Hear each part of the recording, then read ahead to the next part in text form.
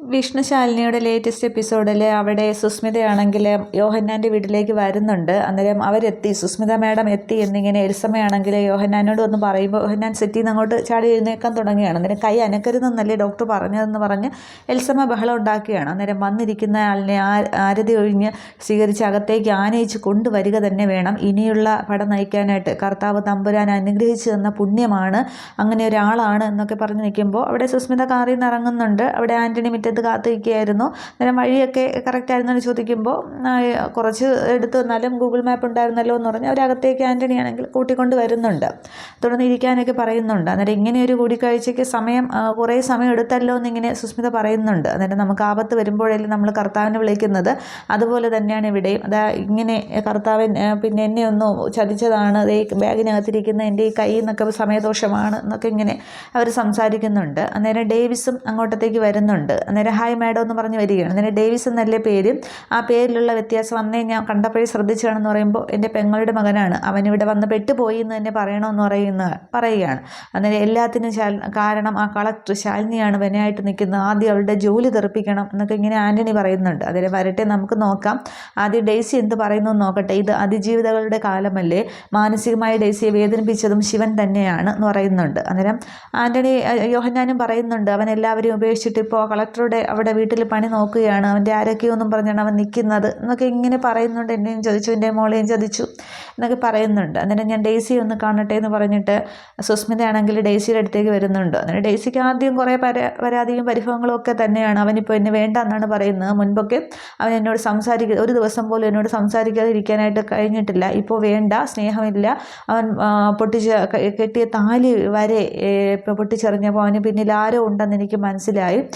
അവനോട് എന്നെ വേണ്ടേന്നൊക്കെ ചോദിച്ചപ്പോൾ അവന് കൃത്യമായിട്ടൊരു മറുപടി ഇല്ല എന്നൊക്കെ പറഞ്ഞ് ഡെയ്സി ദേഷ്യത്തോടെ പറയുകയാണ്. അന്നേരം കളക്ടർ ശാലിനി എന്നിങ്ങനെ സുസ്മിത പറയുന്നുണ്ട്. അന്നേരം അവൾ തന്നെയാണ് ഇതിനെല്ലാത്തിനും കാരണം. ഡെയ്സിയുടെ ഇതേ ഒരവസ്ഥയിൽ ഒരു പെൺകുട്ടി കൂടി നിന്നിട്ടുണ്ട്. അന്ന് വിവാഹ പന്തലിൽ വിവാഹം കഴിക്കാതെ കെട്ടേണ്ട താലിയുമായിട്ട് എന്ത് ചെയ്യണം, എങ്ങോട്ട് പോകണം എന്നറിയാതെ ഒരു പെൺകുട്ടി ഉണ്ടായിരുന്നു. അത് മറ്റാരുമല്ല, ഈ സുസ്മിതയാണ് എന്നിങ്ങനെ പറയുന്നുണ്ട്. അതുകൊണ്ടാണ് എനിക്ക് ഡെയ്സിയെ പെട്ടെന്ന് മനസ്സിലാക്കാനായിട്ട് കഴിഞ്ഞത്.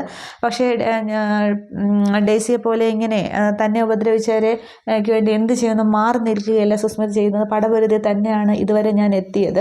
അത് ഡെയ്സിയാണ് തീരുമാനിക്കേണ്ടത്. ശിവനെതിരെയും ശാലിനിക്കെതിരെയും ഒക്കെ കരുക്കൾ നീക്കേണ്ടത് ഡെയ്സിയാണ് എന്നൊക്കെ ഇങ്ങനെ, അല്ലാതെ ഇങ്ങനെ പേടിച്ചോടി മാറി നിൽക്കുകയല്ല എന്നൊക്കെ പറഞ്ഞ് കുറേ അങ്ങോട്ട് ഏഷണി കയറ്റുന്നുണ്ട് സുസ്മിത. അന്നേരം ഞാൻ എന്താണ് ചെയ്യേണ്ടതെന്ന് ചോദിക്കുന്നുണ്ട്. അന്നേരം ഞാൻ പറയുന്നത് പോലെ ചെയ്താൽ മതി, അതിനുള്ള ബാലപാഠങ്ങൾ ഓതിത്തരിക മാത്രമേ ചെയ്യത്തുള്ളൂ. പിന്നെ വാടകയ്ക്ക് എന്താണ് ചെയ്യേണ്ടതെന്ന് വെച്ചാൽ അതിനൊരു ബ്രെയിനും അങ്ങോട്ട് തരും. ഞാൻ പറഞ്ഞതുപോലെ ചെയ്താൽ മതി എന്ന് പറയുന്നുണ്ട്.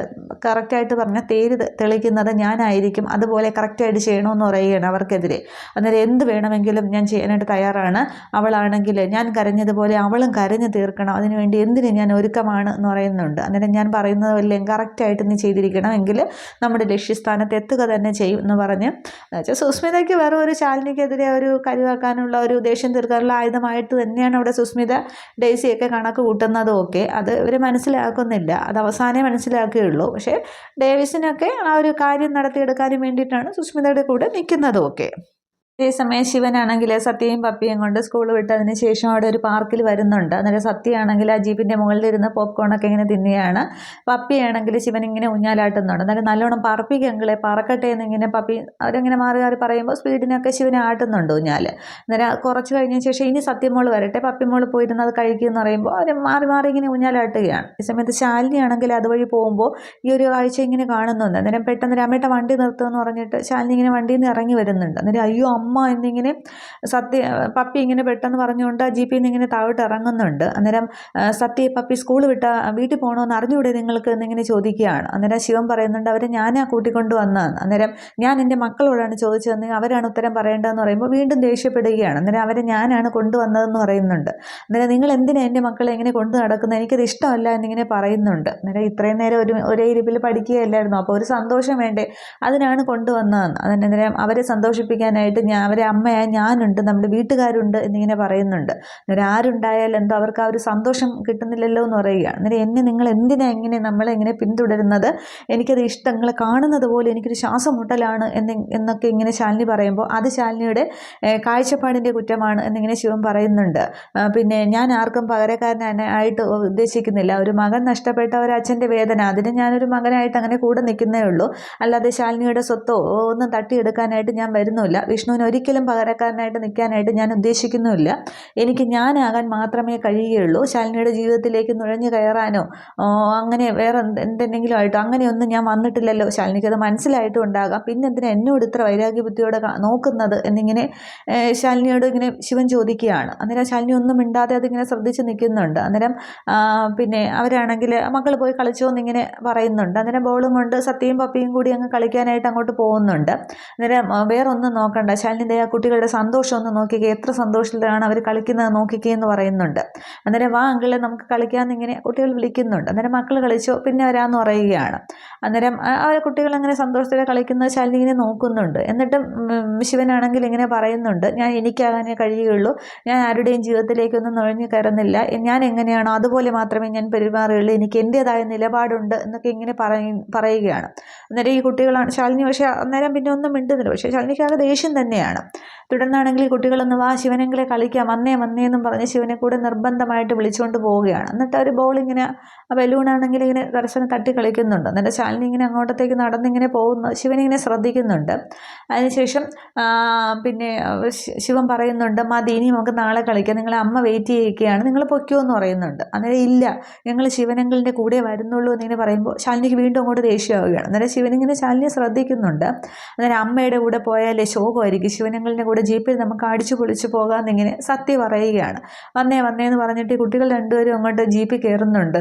അന്നേരം ശിവനാണെങ്കിൽ ഡ്രൈവിംഗ് സീറ്റിനടുത്തേക്ക് വരുമ്പോൾ ശാലിനി അവിടെ തന്നെ ഇങ്ങനെ നിൽക്കുകയാണ്. അന്നേരം പെട്ടെന്ന് ആ ജീപ്പിൻ്റെ ഫ്രണ്ടിൽ നിന്ന് പോപ്കോണും ഇങ്ങനെ എടുത്തുകൊണ്ട് ശിവൻ ശാലിനിയെ മറികടന്നങ്ങ് ജീപ്പിലേക്ക് കയറുന്നുണ്ട്. അന്നേരം ഇന്ന് ഏത് പാട്ടാണ് പാടാൻ പോകുന്നതെന്ന് ഇങ്ങനെ കുട്ടികൾ ചോദിക്കുമ്പോൾ അത് നമുക്ക് പോകുന്ന വഴിക്ക് തീരുമാനിക്കാമെന്ന് പറഞ്ഞുകൊണ്ട് ശിവൻ പെട്ടെന്ന് വണ്ടിയെടുത്ത് ഈ കുട്ടികളെയും കൊണ്ടങ്ങ് പോവുകയാണ്. അന്നേരം ശാലിനി ആണെങ്കിൽ അവിടെ നിന്നിട്ട് വീണ്ടും ആലോചിക്കുന്നുണ്ട്. ശിവൻ പറഞ്ഞത്, ഒരിക്കലും വിഷ്ണുവിന് പകരക്കാരനായിട്ട് വരാനായിട്ട് ഞാൻ ഉദ്ദേശിക്കുന്നില്ല. ശാലിനിയുടെ സ്വത്ത് തട്ടിയെടുക്കാനോ ജീവിതത്തിലേക്ക് നുഴഞ്ഞു കയറാനോ എനിക്കൊരു ഉദ്ദേശവുമില്ല. അങ്ങനെ ഞാൻ ഇതുവരെ പെരുമാറിയിട്ടുമില്ല. ശാലിനിക്ക് തന്നെ അറിയാമല്ലോ എന്നിങ്ങനെ ശിവൻ പറഞ്ഞത് ശാലിനി ഇങ്ങനെ ഓർമ്മിച്ച് നിൽക്കുമ്പോൾ രാമേട്ടൻ വന്നിട്ട് നമുക്ക് പോണ്ടേ മോളെയും ചോദിക്കുകയാണ്. അന്നേരം പോകാമെന്ന് പറഞ്ഞുകൊണ്ട് അവരോടൊന്ന് തിരികെ വീട്ടിലേക്ക് പോകുന്നുണ്ട്. തുടർന്ന് ശിവനാണെങ്കിൽ കുട്ടികളെയും കൊണ്ട് ഇങ്ങനെ പാട്ടൊക്കെ പാടി ആടിപ്പാടിയാണ് ഇവർ പോകുന്നതൊക്കെ. അന്നേരം സത്യ ചോദിക്കുന്നുണ്ട്, ഈ വണ്ടിയിൽ ജീപ്പിൽ ബലൂണൊക്കെ വെച്ച് കെട്ടിയിട്ടുണ്ട്, അന്നേരം ഇതൊക്കെ കൊണ്ട് ചെന്നാൽ സത്യാമ്മ വഴക്ക് പറയില്ലേന്ന് ചോദിക്കുകയാണ്. അന്നേരം നമുക്ക് പോകുന്ന വഴിക്ക് ഊരി മാറ്റാം, അതൊക്കെ ഞങ്ങൾ ചെയ്തോളാം, നിങ്ങൾ സന്തോഷമായിട്ടിരിക്കുമെന്ന് പറഞ്ഞ് വീണ്ടും പാട്ടൊക്കെ പാടി ആർത്തുല്ലസിച്ച് അവർ പോവുകയാണ്. അതേസമയം ശാലിനിയും പിന്നാലെ ആ കാറിൽ പോകുന്നുണ്ട്. പക്ഷേ ശാലിനി ആകപ്പാടെ അങ്ങ് വിഷമത്തിലാണ് ഇരിക്കുന്നതൊക്കെ. അതേസമയം അവിടെ വീട്ടിലാണെങ്കിൽ സത്യഭാമയും പൊന്നിയും കൂടി കറികളൊക്കെ ഉണ്ടാകാൻ മലക്കറിയൊക്കെ ഇങ്ങനെ അരിയുകയാണ്. അന്നേരം ആകെ സന്തോഷത്തിൽ വരുന്നുണ്ട്. അന്നേരം എന്തുവാ ഉച്ചയ്ക്ക് എന്ന് ചോദിക്കുമ്പോൾ അത് ചീരയും പയറും കൂടി ഇട്ട് തോരൻ വെച്ചാൽ കറി വെച്ചാൽ നല്ലതായിരിക്കും എന്നൊക്കെ പറയുമ്പോൾ രാഘവേട്ടന് ഇഷ്ടമല്ലേന്ന് ചോദിക്കുകയാണ്. അന്നേരം അത് എനിക്ക് കൂർക്കയും അതും തന്നെയാണ് ഇഷ്ടം എന്നൊക്കെ ഇങ്ങനെ പറയുമ്പോൾ അങ്ങനെയല്ലേ അത് പറയുമ്പോൾ എന്നാൽ പിന്നെ അതാണ് ഇഷ്ടമെന്ന് പറയുമ്പോൾ എനിക്ക് എന്നാൽ പിന്നെ നാളെ വയ്ക്കാമെന്നൊക്കെ ഇങ്ങനെ സത്യഭാമ പറയുന്നുണ്ട്. അന്നേരം നാഗ് സന്തോഷത്തിലാണല്ലോ എന്ന് ചോദിക്കുകയാണ്. അന്നേരം മെയ് മാസം അല്ലേ വരാൻ പോകുന്നതെന്നിങ്ങനെ രാഘവൻ നായർ പറയുന്നുണ്ട്. അന്നേരം രാഘവേട്ടൻ മെയ് മാസമോ അതിനെന്താ പ്രത്യേകത എന്നിങ്ങനെ ഭാമ ചോദിക്കുകയാണ്. അന്നേരം നിനക്കറിയില്ലേ, വിഷ്ണുവിൻ്റെ ശാലിനിയും വിവാഹവർഷികം അല്ലേ എന്ന് പറയുകയാണ്. അത് നമുക്ക് ഗംഭീരമായിട്ട് അങ്ങോട്ട് ആഘോഷിക്കാമെന്ന് പറയുകയാണ്. അന്നേരം അതിനെ ഇപ്പോൾ ആഘോഷിക്കാൻ വിഷ്ണു വേണ്ടേന്നിങ്ങനെ പെട്ടെന്ന് ഭാമ ചോദിക്കുകയാണ്. അന്നേരം വിഷ്ണു അവിടെ പോയി അവനെ ഇനി അതും ഇതും പറഞ്ഞ് ആ ദിവസം അങ്ങോട്ട് ഓട്ടിക്കല്ലേ, നമുക്ക് സന്തോഷമായിട്ട് ആഘോഷിക്കാമെന്ന് പറയുകയാണ്. അന്നേരം ഈശ്വര, വിഷ്ണുവിൻ്റെ സ്ഥാനത്ത് ശിവനെ നിർത്തി ആഘോഷിക്കാനാണല്ലോ. ഇത് കേട്ടാൽ ശാലിനിയെ വീട്ടിൽ നിന്ന് ഇറങ്ങി പോകത്തേ ഉള്ളൂ, ഇതിപ്പോൾ എങ്ങനെയൊന്ന് മുടക്കുക എന്നൊക്കെ ഇങ്ങനെ ഭാമ ആലോചിക്കുകയാണ്. പൊന്നിയും അത് കേട്ട് നിൽക്കുന്നുണ്ട്. അന്നേരം ഭാമ പെട്ടെന്ന് പറയുന്നുണ്ട്, രോഹിത്തിൻ്റെയും ശ്യാമയുടെയും വെഡിങ് ആനിവേഴ്സറി നമ്മൾ ആഘോഷിച്ചില്ലല്ലോ, ഒന്ന് അമ്പലത്തിൽ പോലും പോയില്ല, അപ്പോൾ പിന്നെ ഇത് ആഘോഷിക്കുമ്പോൾ അവർക്ക് പിണക്കാവില്ലേ എന്ന് പറയുകയാണ്. അന്നേരം അതിനൊന്നും സാരമില്ല, അവരൊക്കെ അങ്ങനത്തൊക്കെ മറന്നോളും, അവരെ കൂടി വിളിച്ച് നമുക്ക് ആഘോഷിക്കാം, പിന്നെ ശാരദാമ്മയും കൂടി വിളിക്കാം, എല്ലാവർക്കും കൂടി ഒന്നിച്ച് ആഘോഷിക്കാം, ഇപ്പോഴല്ലേ ഇങ്ങനെയൊക്കെ പറ്റുകയുള്ളൂ എന്ന് പറയുകയാണ്. അന്നേരം അത് രാഘവേട്ടാന്നൊക്കെ ഭാമ പറയുമ്പോൾ ഇനിയൊന്നും പറയണ്ട, ഞാൻ എല്ലാം ആലോചിച്ച് തീരുമാനിച്ചു എന്ന് പറഞ്ഞിട്ട് രാഘവൻ നായർ എഴുന്നേറ്റങ്ങ് പോവുകയാണ്. അന്നേരം ഭാമ ഇങ്ങനെ വിഷമിക്കുന്നുണ്ട്, ഈശ്വര ഇതിപ്പോൾ നടക്കും, എങ്ങനെ ഇത് ആകെ പ്രശ്നമാവുമല്ലോ എന്നും പറഞ്ഞ് സത്യഭാമ ഇരിക്കുകയാണ്. ഇത്രയുമാണ് ഈ ഒരു എപ്പിസോഡിലെ വിശേഷങ്ങൾ. അപ്പോൾ അടുത്ത എപ്പിസോഡിൽ ആ ഒരു പ്രകാശിനെ കണ്ടെത്തുന്ന സീനൊക്കെയാണ് അടുത്തൊരു എപ്പിസോഡിൽ വരുന്നതൊക്കെ. അപ്പോൾ ആ മഹേന്ദ്രൻ നിശ്ചയിച്ച കല്യാണമൊന്നും നടത്തില്ല. പിന്നെ ഈ ചിതാഭസ്മമായിട്ട് പോകുന്നതും ഇനി ഈ വെഡിങ് ആനിവേഴ്സറി ആയിട്ടൊക്കെ മുന്നോട്ട് പോകുന്നതൊക്കെയാണ്. അതൊക്കെ കാണാം. Okay, thank you.